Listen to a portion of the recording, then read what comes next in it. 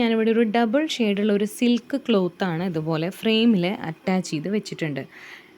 Double shade എന്ന് പറഞ്ഞാൽ ഇതിനൊരു മജന്ത ഷെയ്ഡ്, അതായത് ഒരു പിങ്കിഷ് ഷെയ്ഡും ഉണ്ട്, പിന്നെ ഒരു റെഡിഷ് ഷെയ്ഡും ഉണ്ട്.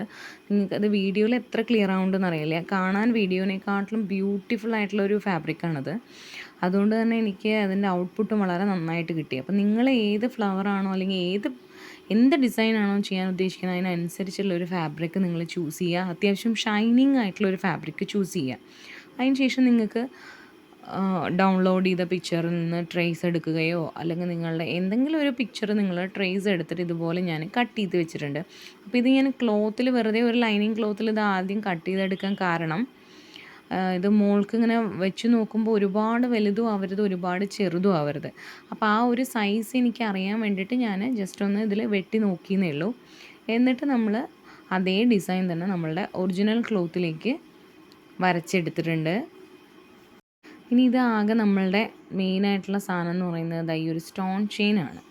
അപ്പോൾ ഇത് നിങ്ങൾക്ക് വൈറ്റ് ബേസിൽ വൈറ്റ് സ്റ്റോൺ വരുന്നത് കിട്ടും, അല്ലെങ്കിൽ ഗോൾഡൻ കളർ ബേസിൽ വൈറ്റ് സ്റ്റോൺ വരുന്നത് കിട്ടും, അല്ലെങ്കിൽ രണ്ടും ഗോൾഡൻ കളറായിട്ടുള്ളതും കിട്ടും. അപ്പം ഞാനിവിടെ ഗോൾഡൻ ബേസിൽ വൈറ്റ് വരുന്നതാണ് കൂടുതലും സെലക്ട് ചെയ്തിരിക്കുന്നത്. അപ്പോൾ അത് ആദ്യം തന്നെ നമ്മൾ ഒട്ടിക്കുന്നതിന് മുൻപ് തന്നെ അതുപോലെ ഒന്ന് നമ്മൾ മെഷർ ചെയ്തിട്ടൊന്ന് കട്ട് ചെയ്ത് വെക്കുക. അങ്ങനെ ആകുമ്പോൾ നമുക്ക് എളുപ്പമാണ് അത് ഒട്ടിച്ചെടുക്കാനായിട്ട്. പിന്നെ നമ്മുടെ ഫെവിക്രിൽ ഫാബ്രിക് ഗ്ലൂ ആണ് ഞാൻ യൂസ് ചെയ്തിട്ടുള്ളത്.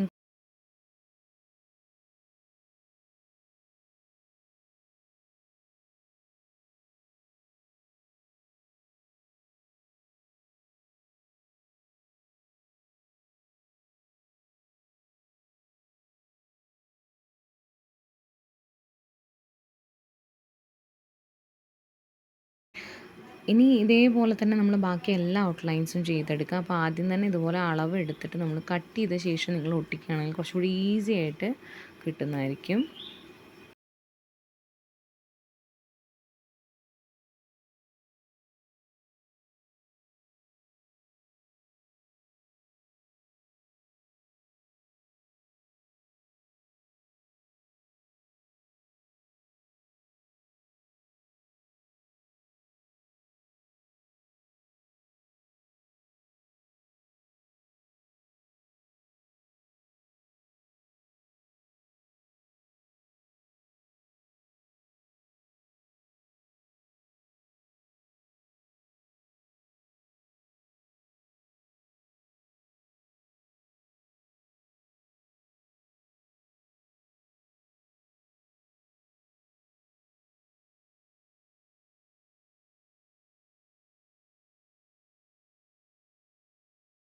ഇനി നമ്മൾ 2 ഗ്രീൻ കളർ ക്ലോത്ത് എടുത്തിട്ട് ഇതേപോലെ ലീഫിൻ്റെ ഷേപ്പിൽ വെട്ടിയിട്ട് ഇവിടെ ജസ്റ്റ് ഒന്നിങ്ങനെ ഫാബ്രിക് ഗ്ലൂ വെച്ചിട്ട് തന്നെ ഒട്ടിച്ചു കൊടുത്തിട്ടുണ്ട്.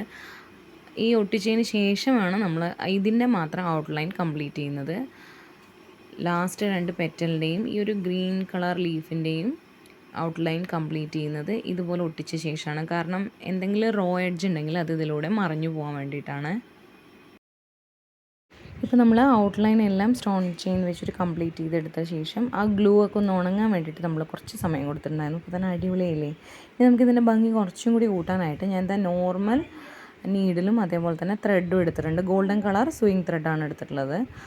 അത് ഇതുപോലെ സ്കാറ്റർ ചെയ്തിട്ട് ഒരു ചെറിയൊരു കട്ട് ബീഡും പിന്നെ ചെറിയൊരു ഷുഗർ ബീഡും ഇങ്ങനെ തന്നെ നമുക്ക് എല്ലാ സൈഡും എല്ലാ പെറ്റൽസിലും ലീവ്സിലും ഒക്കെ കൊടുത്തെടുക്കുകയാണ് ചെയ്യുന്നത്.